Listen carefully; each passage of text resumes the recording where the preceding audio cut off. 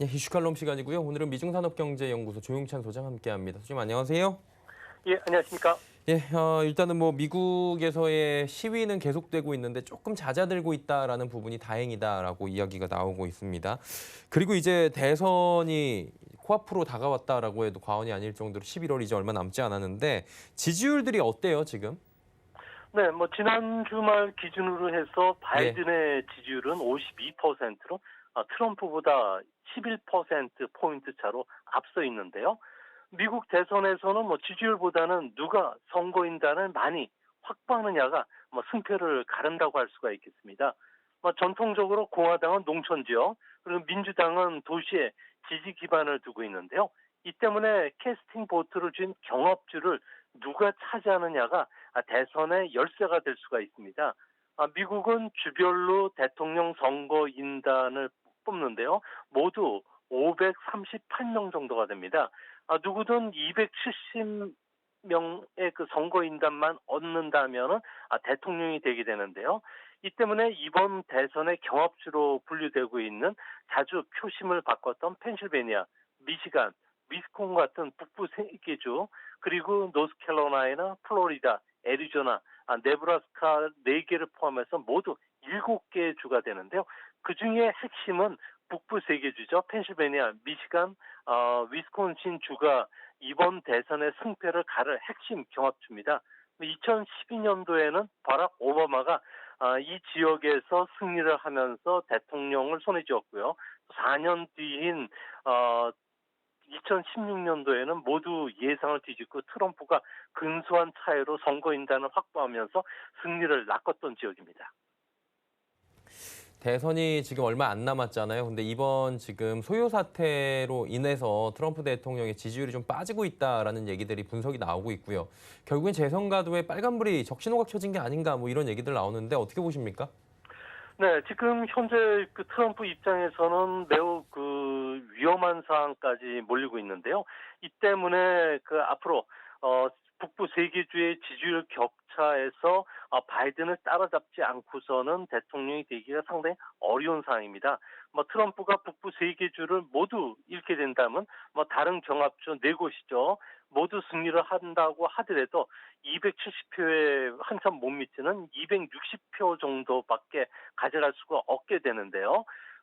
미시간 같은 경우에는 2016년도 후반까지만 보더라도 양자 그 두 후보 간의 지지율 격차가 12%포인트 정도가 됐습니다.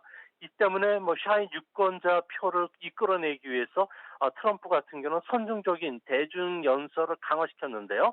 대표적으로 미국은 더는 중국의 대지 저금통이 되지 않겠다고 하면서 중국 제품에 대규모 관세 부과를 예고했고요. 또 일자리를 찾아오겠다. 국경 장벽 건설을 공약하기도 했는데요. 이 선거판에도 이런 그 전략들이 다시 나오지 않을까 보여집니다. 이 때문에 이번에 트럼프 대통령 같은 경우에는 강도 높게 중국 때리기에 할 가능성이 큰데요. 환율 조작국 지정 문제, 또 무역 협상 파기 카드, 홍콩 특혜 조치 폐기뿐만 아니라 중국 IT 기업 제품에 대한 수입 금지, 그리고 대만 문제나 남중국해에서 군사적 개입 강도를 높일 것으로 보여지고요. 특히 우리한테 좀 조심스러운 점은 북한에 대한 무력 시위도 나갈 수 있다는 겁니다. 이뿐만 아니라 이민을 일시 중단시키는 안도 갖고 올 가능성이 크다는 점에서 앞으로 대선과 관련된 판도가 크게 요동칠 수 있는 여러 변수들이 나오지 않을까 보입니다. 지금 뭐 상황을 뒤집기 위한 전략이 중국 대륙이나 북한 무력 시위 이런 전략이 나올 수 있다라고 하셨는데 그럼 미중 간에 더 나아가서 뭐 이러면 안 되겠지만 군사적인 뭐 간접적이라도 충돌이 좀 현실화될 수 있다라고 저희가 생각해야 될까요? 네, 그렇습니다. 미국은 경제적으로 어려움에 처했을 경우에는 대외 아주 공격적인 태도를 보여왔는데요.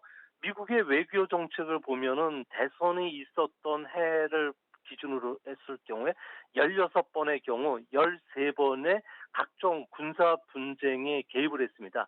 특히 경제적으로 호황에서 불황으로 바뀌었던 8번 대선이 치러진 해에는 무려 7번 정도가 8번 중에 7번이니까 확률상으로는 87%가 되는데요. 군사적 행동을 단행했다는 겁니다. 뭐 대통령의 인기가 하락한 경우에는 대부분 경제적으로 불안기에 진입하면서 사회적으로 상당히 혼란스러울 때였는데요. 지금이 바로 그런 때입니다. 이때마다 트럼프 대통령 같은 경우에는 앞으로도 대외적으로 강경 조치를 취할 가능성이 큰데요.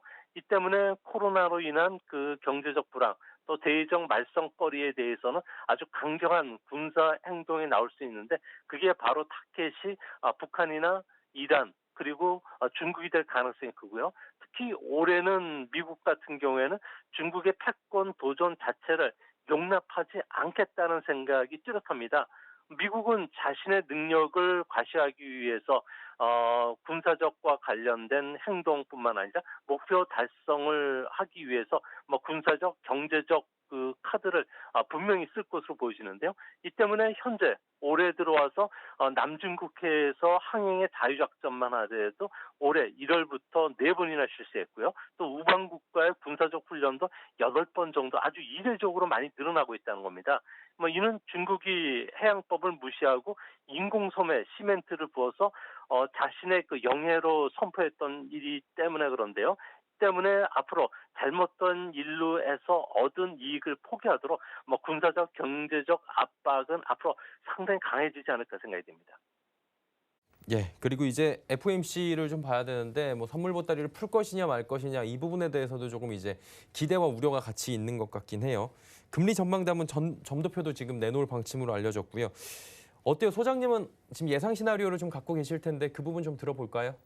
네, 아무래도 그 지금까지는 뭐 실질 성장률이나 실업률, 물가와 관련해서는 코로나 바이러스 이후에는 내놓지를 못했는데요. 이 때문에 6월 이번 회의에서는 2022년까지 경제 전망뿐만 아니라 점도표도 발표될 가능성이 큽니다. 아무래도 백악관 같은 경우에는 잠재 성장률을 더 낮출 여지가 있기 때문에 뭐 정책 금리를 계속 더 낮춰야 된다고 주장하고 있는데요.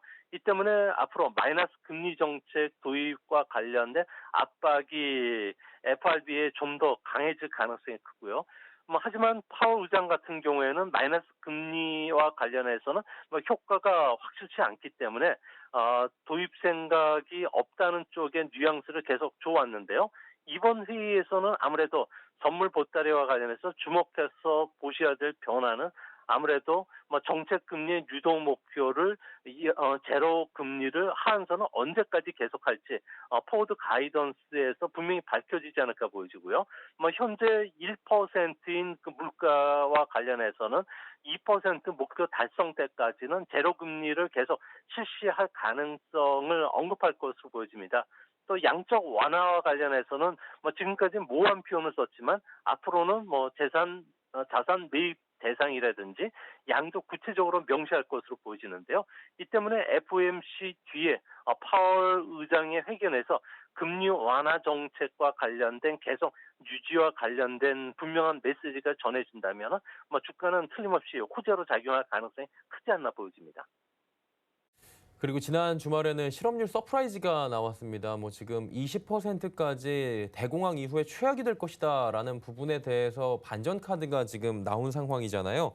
고용 서프라이즈는 왜 나왔는지 좀 설명을 해주시겠습니까? 네, 그 트럼프 대통령 같은 경우에는 5월 실업률이 13.3%로 4월 14.7%보다 개선이 되면서 뭐 고용이 돌아왔다고 트위터에 바로 환호를 했는데요. 미국 같은 경우에는 37개 주가 모든 경제 활동을 재개했고요.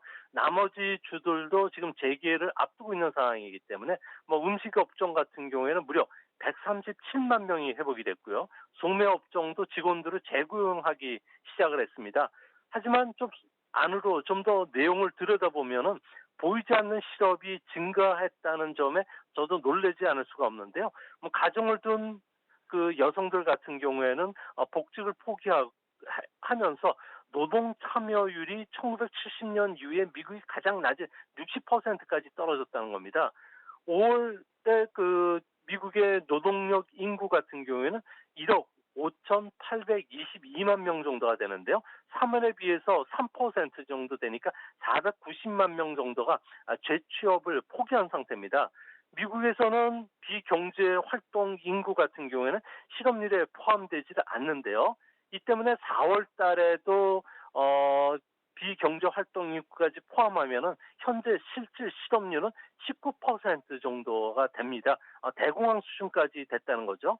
이제 앞으로 고용 지표의 그 핵심은 개선 속도에 달려 있는데요. 뭐 현재 미국 같은 경우에는 고용 회복이 이제 일어나고는 있지만 항공업이라든지 숙박업 같은 경우에는 5월에도 취업자 수가 마이너스 상태가 되고 있고요. 또 해고자의 42% 같은 경우에는 영구 해고될 가능성이 있다고 시카고대 조사의 자료가 발표되고 있는데요. 특히 5월 백인의 실업률은 12.4%로 1.8%포인트 정도 개선됐지만 흑인은 오히려 0.1%포인트 더 악화된 16.8%입니다. 경기 회복 과정에서 소득 격차 확대가 계속이 된다면 현재 미국 같은 경우에는 분열로 그리고 이게 대선판을 흔들 수 있는 주요 그 핵심 트리거가 될 가능성이 크지 않나 이렇게 보여집니다.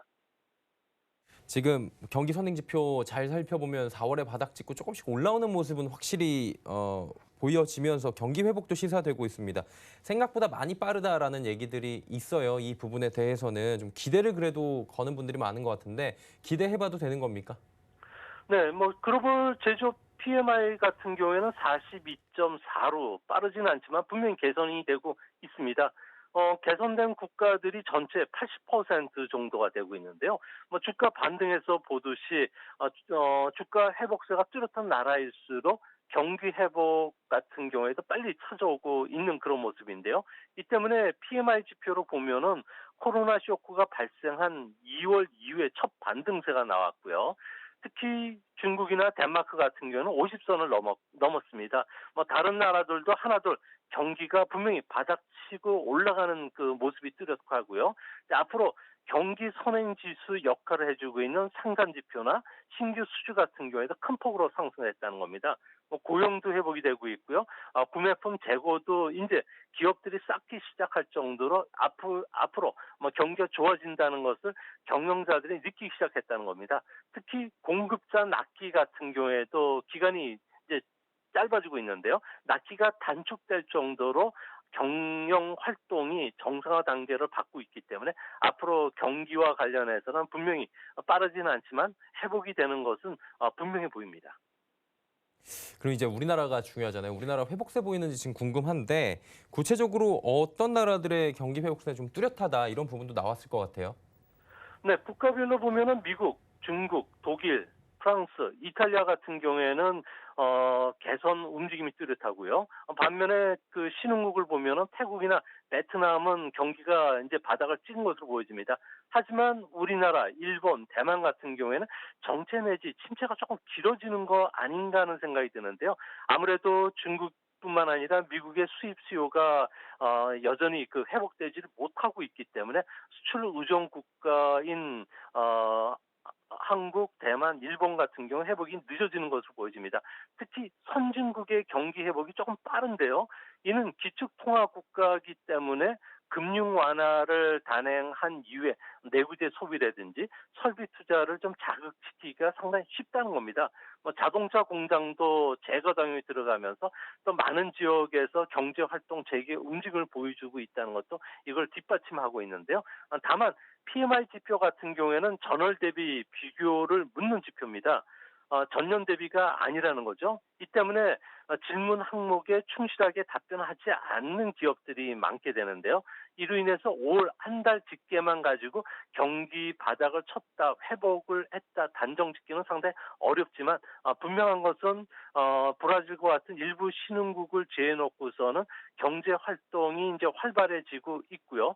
또 산업 생산 활동은 6월에도 개선이 될 수 있다는 점에서는 그동안에 우리가 우려했던 제조업의 이중 바닥은 찾아오지 않을 것이라는 점은 아무래도 주시장에서도 미리 선반영해서 움직이는 걸 보여준다는 점에서 앞으로 글로벌 제조업 PMI의 움직임이 주가에도 큰 영향을 끼치지 않을까 생각이 됩니다. 예, 오늘 말씀은 여기까지 듣도록 하겠습니다. 고맙습니다.